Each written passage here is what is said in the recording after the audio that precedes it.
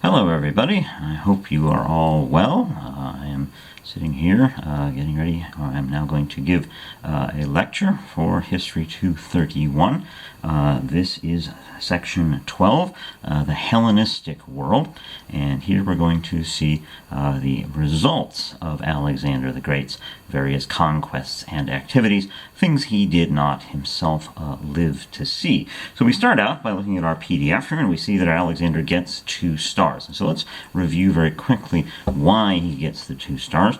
The main reason was he's one of those rarest of the rare individuals, and this does not happen very often. I've said this many times, who single-handedly changed the course of human history.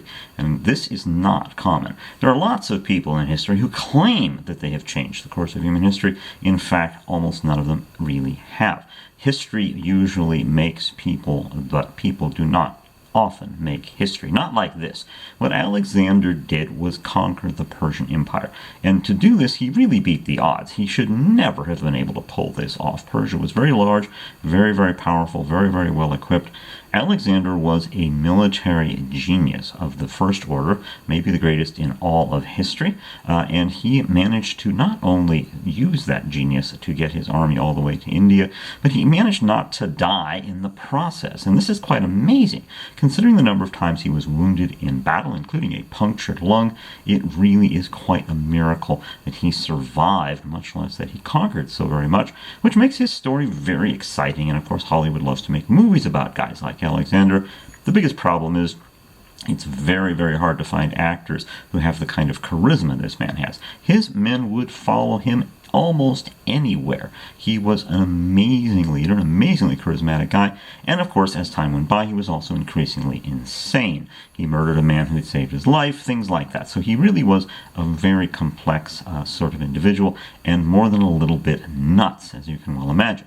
So he gets back to Babylon, and at the age of 33, the hard living he had been engaged in finally did catch up to him, and he keeled over and he died, which left, of course, his conquests. What do you do now? If you're one of his generals, you're looking at his body as he's lying there, and the story is, and it's a wonderful story, even if it's not quite true, maybe apocryphal, is they said, well, who's in charge now, boss? What are we going to do now?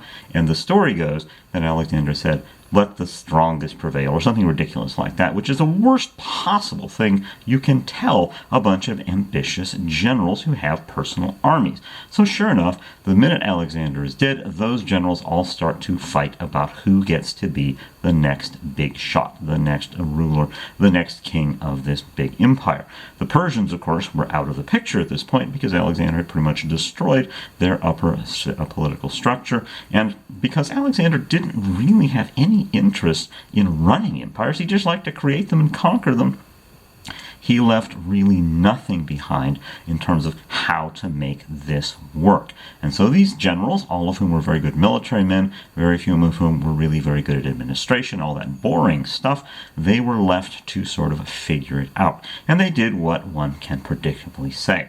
They began to fight with each other with their own personal armies. And this is what we start to see. So Alexander has failed to create a lasting empire. There is no question about that. He succeeds at conquering a great empire. He does not succeed at creating a lasting empire. So what's going to happen is a lot of fighting. Now, Alexander did have a son. All right. His son's name was Alexander IV. Again, originality was not their strong suit, and this was his wife, who he had been sort of cajoled into marrying, and she had a son, and this is Alexander IV. And Alexander IV and his mother Roxanne are very sad cases because they became immediately political pawns for ambitious generals with armies and this sort of thing. So what are we going to do now? Well, there's a couple of things. Let's look at our PDF. We see a number of names here. Antipater. Let's start with Antipater.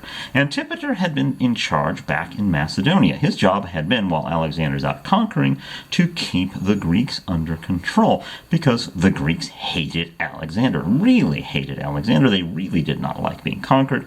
This was the way they were. So he had his army, and he sat on the Greeks. So immediately, of course, the Greeks are going to start rumbling. Now that Alexander's out of the picture, and Antipater is going to have to deal with that. And Antipater, of course, is going to have to figure out who's in charge back home in Macedonia. Macedonia here. All right, and so what does he do? He says, okay, we're going to have to deal with this. Meanwhile, in Babylon, where Alexander's body is now resting, well, not maybe perhaps more peacefully than any time during his life, we have two senior officers, a fellow named Perdiccas and another fellow named Craterus. And these guys are supposed to be in charge.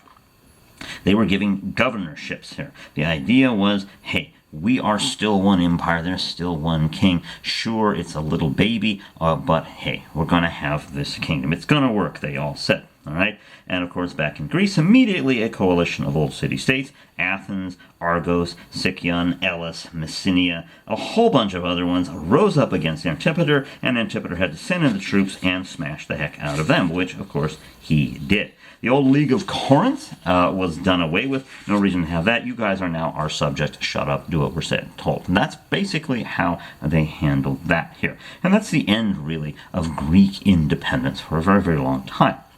Well, then things get complicated. You didn't think it was complicated already? It starts getting really complicated. And I'm just going to buzz through some of the high points. Perdiccas gets himself assassinated. He didn't take my class, and he did not realize you cannot afford to get killed if you want to be successful in politics. And guess what? Craterus, he didn't take my class either. So he made the same horrible, terrible, awful mistake you must never, ever make if you want to be a great king. He gets himself killed in battle. This means Antipater is kind of in charge, and he says, okay, I'm going to be the regent, all right? I'm going to be the regent, and I'll take care of things, because they still were talking about, hey, once Alexander IV grows up, he'll be the king. Honest, we'll sign on to this guy. Right. Okay, good luck with that. That's just not the way these kinds of things work. In 319 BC, Antipater goes and dies. Alexander's mother, a very interesting and strange woman named Olympias, all right, she kills off Philip III Aridaeus, who was Alexander's half-brother. And they call him a half-wit. He may have had problems with his brain or something like that, but she does him in. He was considered a rival to her, and she gets rid of him, all right? A fellow named Cassander takes control of Macedon and has her executed, so that's the end of her, Alexander's mom. And Roxanne and Alexander IV are both placed under his protection. And you can well imagine what that really meant. Protection sounds like the mafia here, all right, under his protection. So 4 more years go by, and these generals start fighting with each other, with their personal armies, and bang, bang, smash, smash, and this goes on for a while. All right, and of course the idea, in theory, was we'll wait for Alexander IV to grow up, and then all things will stop, and everything will be just fine. Hoorah, hoorah, hoorah. Well, then Cassander says, no, I'm not going to do that, and he murders both Roxanne and Alexander IV in 310 BC. All right, which leads to more fighting, and they start killing each other even more, and this goes on for a while. So basically 20 years after Alexander dies, you have civil war. Everyone is just killing everyone. It is incredibly complex, incredibly chaotic, and very bad for everybody. So what emerges from this mess is what we call the Hellenistic period, and that is the Hellenistic world that we have on our PDF and for the title of today's lecture here. So when the smoke begins to clear from all this, Egypt is under control of a guy named Ptolemy. Ptolemy the first. He's one of Alexander's generals. He's considered by some to be Alexander's most clever general, so he's in charge, and then the other generals begin to fight for the empire. And so in 301 BC, Ptolemy says, okay, this is ridiculous. We're clearly not going to have a Macedonian descendant of Alexander running things. I'll just make myself Pharaoh. I'll just make myself king of Egypt, and that's what he does. And this begins the Ptolemaic dynasty in Egypt, which will ultimately end with our friend Cleopatra, who you see a star here. She's going to be much more important later when we get to Rome. I just wanted to mention her and give her her little star here. She's clever. She's much, much later. She's part of his family here.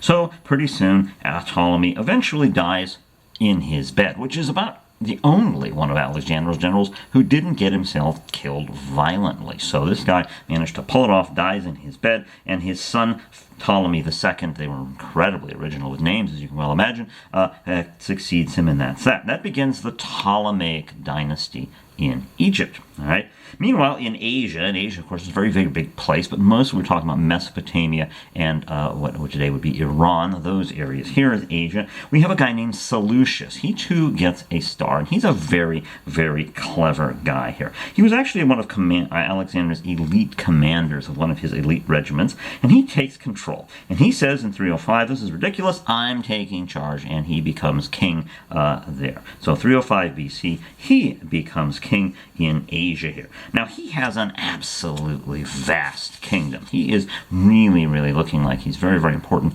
but big is not always better. Big is not always stronger.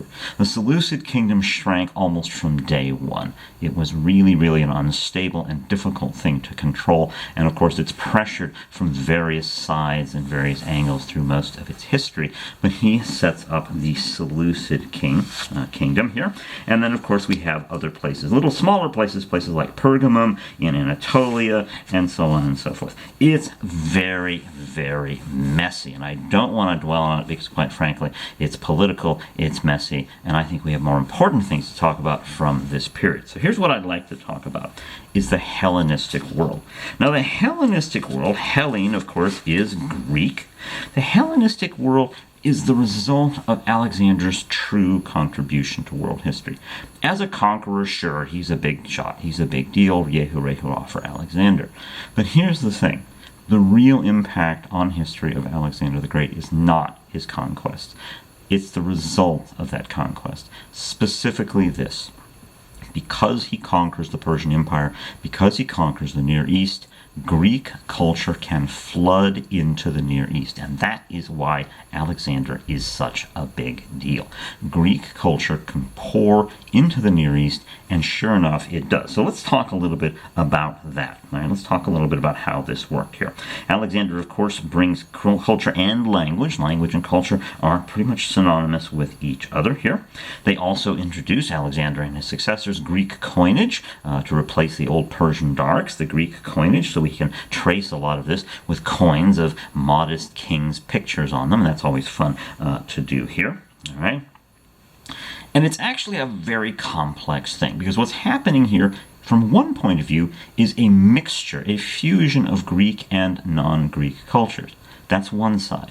On the other side is the creation of a side-by-side world in which Greek culture and the native cultures did not mix. So it's incredibly complicated, and it kind of depends on where in the empire you're talking about here. Where in the empire you're talking about. Imagine this now. If you are an average Joe Schmo, an average person in the old Persian Empire, in come these crazy Greeks, they come over, they take over, they smash everything in sight. Does your life actually change that much? You're probably still going out and farming every day. You're probably living your life more or less like you always have. You're just paying some new overlord as opposed to the previous overlord. You may like them more, you may like them less. They may be more and more interesting or more or less interesting. It's hard to say. The average person in the Persian Empire, I don't know if their lives changed all that much when the Greeks actually took over. It's in the cities, it's in the rich, elite sections of culture that we actually see the most amazing and interesting changes. Because there we see the mix. We see things changing, we see things happening because of this Greek culture. And you'll remember we talked about the importance of Greek culture. Greek culture is one of the most brilliant cultural traditions in the history of the world. And as soon as the Greeks can stop just killing each other all the time, those brilliant sides of their culture can start to take off. And one other thing about the Hellenistic period is this. You see a lot of really brilliant cultural changes starting to take place. I'm going to talk about a few of these now in a moment here. So it's a very interesting and complicated question here. You have a Greco-Macedonian elite ruling over the native populations in most parts of Asia here. And these we call the Hellenistic kingdoms, and we are in the Hellenistic world here. All right. Now, politically, the rulers of the Hellenistic kingdoms are all military men, and they are all kings. There's no more of this polis stuff. Not at the top. not at the top. At the top, it's all monarchies. It's all power. It's all inherited power, reinforced by military power. So you don't have the kind of freedom that you would have if you were a citizen of Athens, say, in the 5th century. That's just gone. It's not coming back. It's over, all right? And this is kind of interesting. So at the top, it's a dictatorship.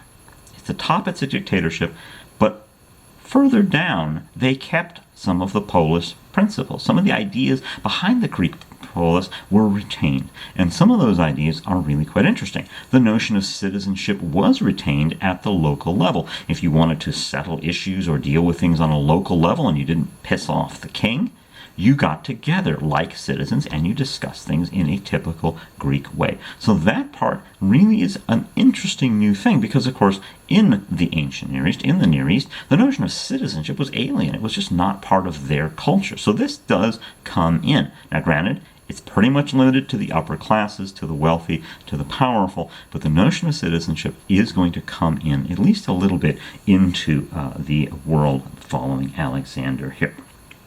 Another issue, of course, is the kings of these various Hellenistic countries didn't just bring Greek culture to those areas, they also used the local culture as it suited them. A good example, again, are the Ptolemies. The Ptolemies made themselves into pharaohs. They put on the cool pharaoh hats, they put on all the cool pharaoh duds, they did all the cool pharaoh things, they built Egyptian temples, they prayed to Egyptian gods, they did all these kinds of things, pretending to be Egyptians. Of course, they weren't. They were Greeks. And the great irony is that only one, as far as we know, of the Ptolemies actually knew how to speak Egyptian, and that was the very last one, our dear friend Cleopatra, who was an incredibly clever lady. She apparently knew how to speak Egyptian. All the other Ptolemaic kings, they spoke Greek. They didn't use Egyptian. They had other people translate things into Egyptian and carve them on their temples. So this is really kind of interesting. The level of the extent to which the local cultures influenced the Greeks is also part of the equation here. All right, so this is what we see. This is a very interesting thing that we see. We have this mix. So what did they do? Well, one of the things they did is big construction projects. The nice thing about big construction projects is that if you can afford to do them, it employs a lot of people. And as we're seeing right now with this terrible coronavirus problem, a lot of people are not working in the United States, and this is causing a massive economic impact. It's causing all sorts of problems.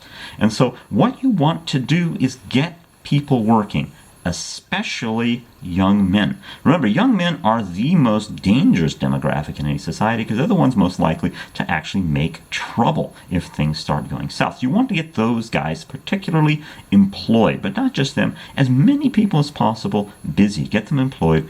The best way to do that in a quick hurry is to use large public projects, large public works kinds of projects, and sure enough, this is what the Ptolemaic kings did. Remember, Egypt was a rich place. The Nile had that Nile goes up, Nile goes down thing going on, and as a result of that, the Egyptians had constant amounts of money. They were very wealthy. And so the Ptolemaic kings could spend that money employing people, keeping things going, by building stuff, by making these big public works projects here. And this is an interesting kind of thing. The place you really see this is Alexandria. Now, I'm going to make this clear. There are lots of Alexandrias. Alexander liked to found cities. So there's plenty of Alexandrias all through his areas of conquest.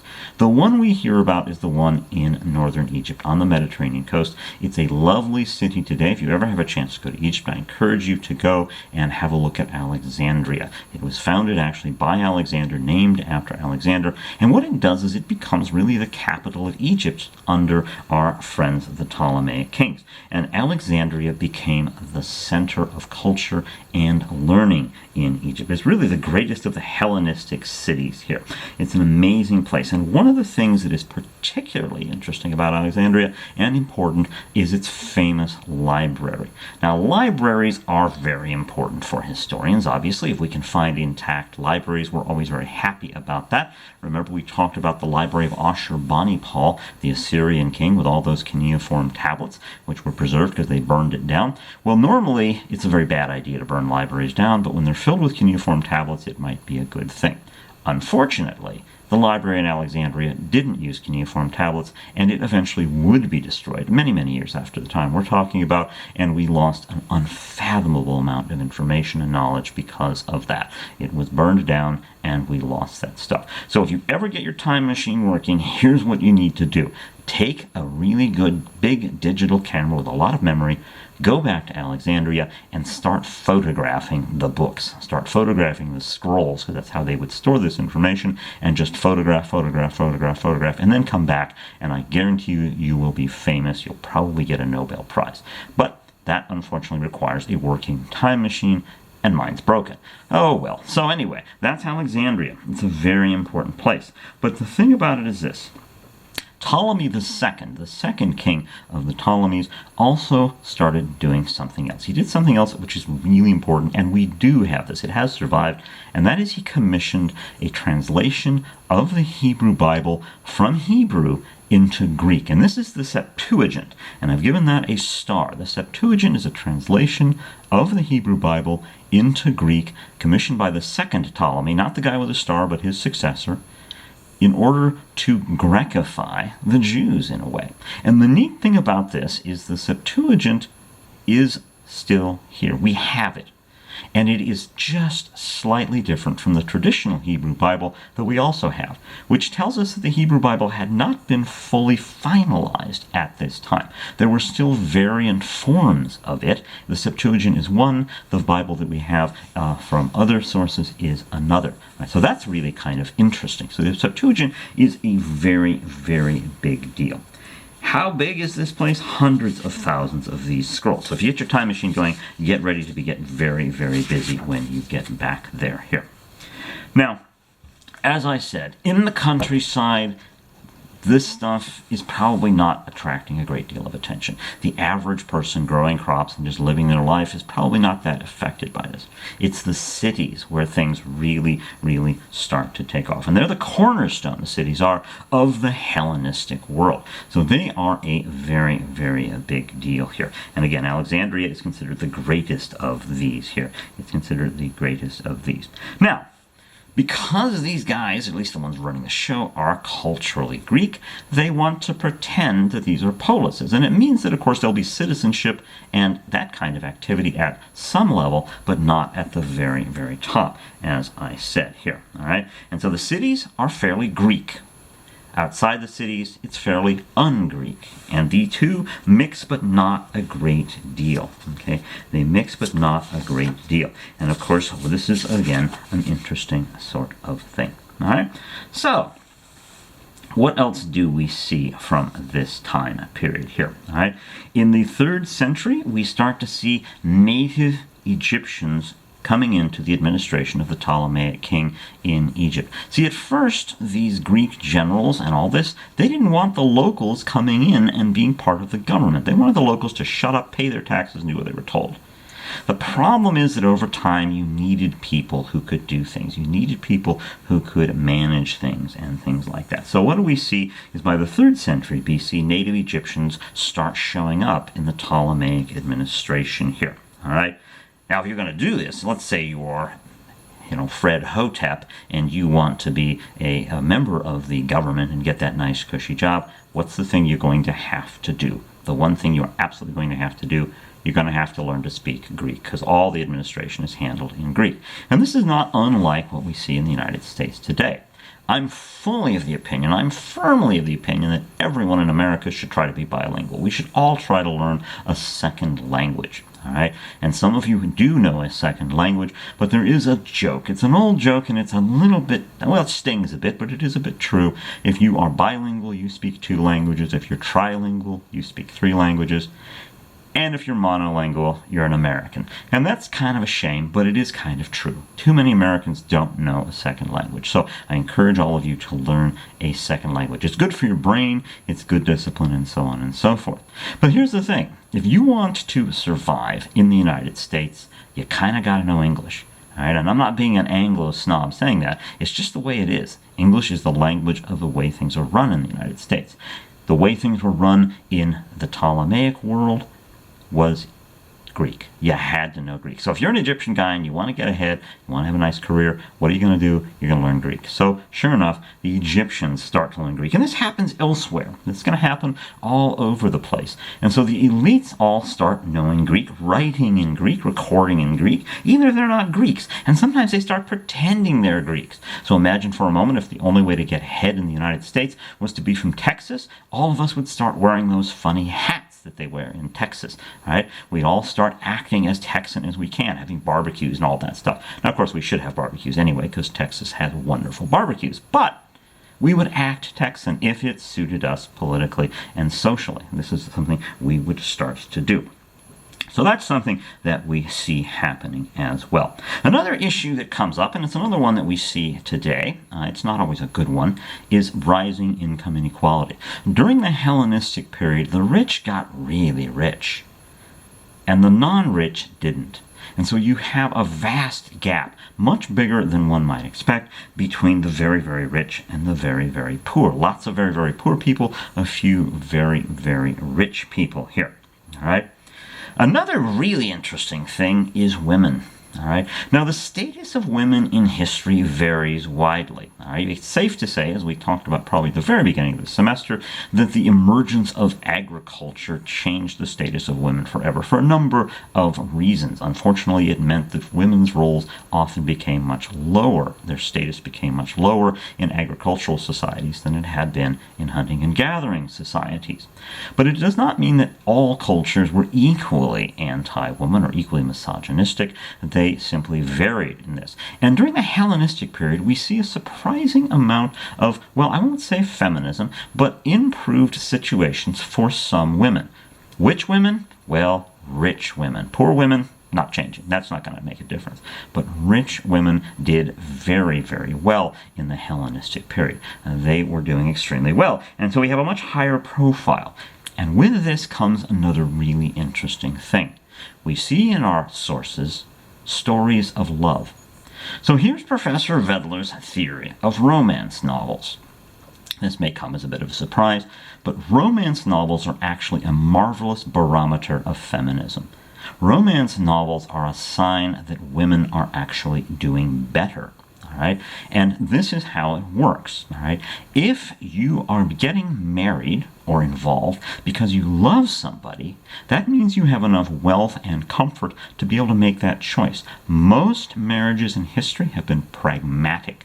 They've been done for practical reasons, right? You need the one guy, he's going to go out and do the work. You need the mother, stay at home, raise the kids, clean the house. All right? And in order to make anything work, they basically both have to do their job, and that's it. But once you start getting more wealth, you have room to fall in love. And what we see in the Hellenistic period, in sharp, sharp contrast to classical Greece, where women were really, really, really low on the social scale, is wealthy women at least are able to have more wealth, more power, more freedom, and opportunity here. And in this time, we start to see stories of love. People hooking up not because they have to, because their marriages are arranged, but because they love each other. And that is a really interesting thing. So next time you're in the bookstore, hopefully bookstores will be opening again, and you can go look in there, and you see the romance section. The romance section is a sign of women having more freedom, not less, even if you yourself are not a fan of romance novels. I've read a couple of them, and I have to say,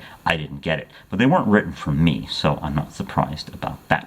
Anyway, so this is something you see as well. Some women are holding public office. To a 5th century Athenian, women out of the house, much less holding public office, was completely inconceivable. Good heavens. No, you wouldn't want to do that. But we're actually seeing some women even holding public office in the Hellenistic period. And so that is a really fascinating kind of thing. Another thing that we see are the arts. Now, art is a really important part of human existence. All right? Art is part of us. We see art going back way, way, way into prehistory.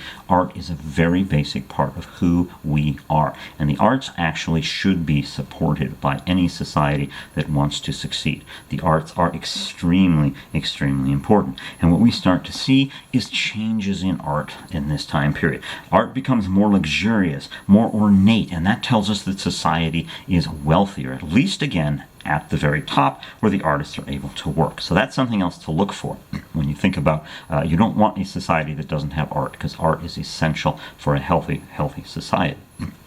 Other things we see, education. Now, of course, we are all here in a college. We're trying to get a good education. This is a good thing. But education, knowledge, science, and math take off, particularly in Alexandria there in northern Egypt here. They reach levels that you would not see again until the 6th century AD. They reached high levels of science and math. For example, Euclid, Archimedes, Apollonius, you see these people doing incredibly advanced mathematics here. So, for example, those of you who have done geometry, Euclid has his elements, all right? And the elements work like this. You take obvious arguments, the shortest distance between 2 points is a straight line, and you start to build from that. And geometry has been built all around that, and that is the basis of the way we do math even today. So this is a big deal. All right. Archimedes calculated the value of pi. Now, there's two kinds of pi. All right, there's two kinds of pi. There's the kind of pie that Homer Simpson likes, woohoo, and that is the pie that you eat, pie. And then there's the other pie. And the other pi is 3.1415926535897983323. And that is the only thing I know in math. And that just tells you what happens when you're in high school and you don't have a date one night and you sit down with a book and memorize pi.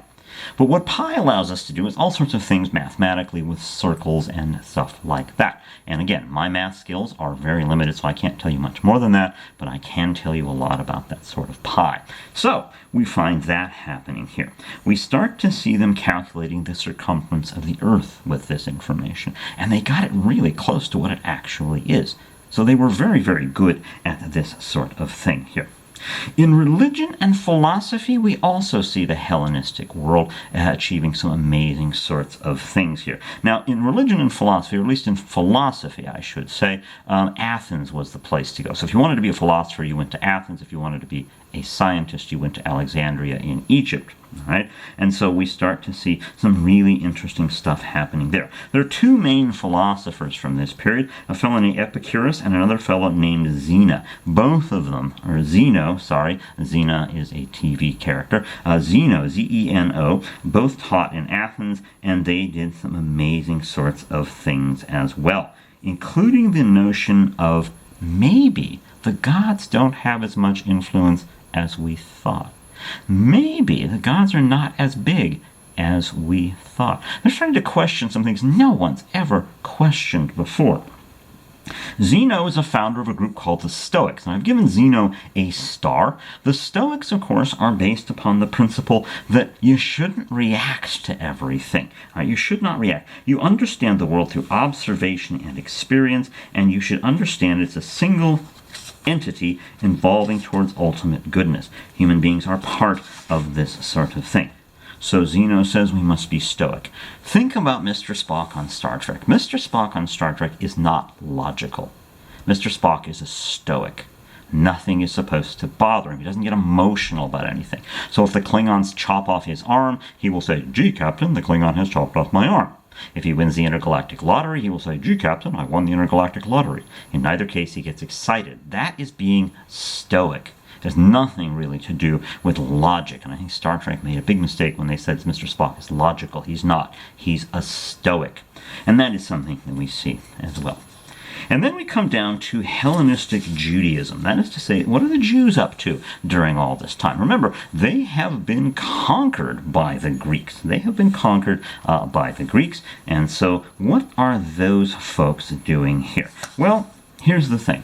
Under the Persians, the Jews did very well. The Persians were like, do your thing, have your one God, have your temple, whatever you guys want to do, as long as you pay your taxes, you're loyal, no big problem. Everything's okay. And Jews and Persians were buddies. They got along incredibly well. Then Alexander takes over the Persian Empire, and suddenly the Greeks are running things. And the Greeks were not like the Persians. The Greeks looked at the Jews and they said, "You guys are weird. What the heck is this?" We all know there's not one God, there's lots of gods. There was a huge cultural clash between the Jews and the Greeks. Now, some people tried to work it out. We call these the Hellenistic Jews, so they did their best to try to accommodate this strange situation, but others did not get along so well. So the Ptolemies initially were in control of Judea, and they did a decent job of keeping things sort of healthy and okay over there. It wasn't perfect, no, it wasn't as good as the Persians did, but they did okay. But then the Seleucids took over Judea, and they screwed things up badly. And what they basically did is they said, hey, you guys need to be more Greek. The Seleucids were trying to hold their empire together, big empire, and they said to themselves, if we can get everyone on board being Greek, we can have a more coherent empire. It's not a bad idea. The problem is, it's probably not going to work. So they basically came in and said, you guys can't be Jewish anymore. They tried to be intolerant. They said, you guys have to worship the Greek gods and all this sort of thing, and guess what? The Jews objected, and there was a huge, explosive rebellion. And that rebellion was led by a guy with a star named Judas Maccabeus. Judas Maccabeus said, screw it, and they had a big rebellion, and sure enough, the Jews won. One of the things you got to understand about in the ancient world, the Jews were incredibly good at fighting. They were very formidable on the battlefield. And so the Jewish state that emerges from this is called the Hasmonean kingdom. And the Hasmoneans also get themselves a star, all right, because the Jews basically kicked the Greeks out.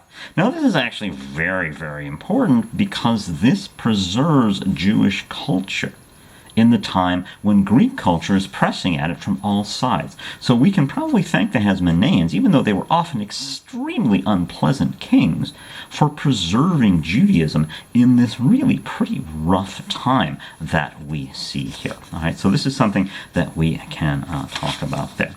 All right, and so this is where I'd like to end today, leave off today. We've covered all of our starred terms, and I think my camera is probably running out of memory or battery power. So I will get this posted, and you can all review it here. And again, I do apologize for the delay in getting all this set up, but hopefully now that it is set up, things will be going well. I also hope you are all doing okay. This is a very tough time for all of us, and of course it's a scary time. So I want you all to be safe first and foremost. Take care of each other, take care of yourselves, and I will be back with our next lecture as soon as I can get it recorded. So take care, be safe, and I will hopefully see you all real soon.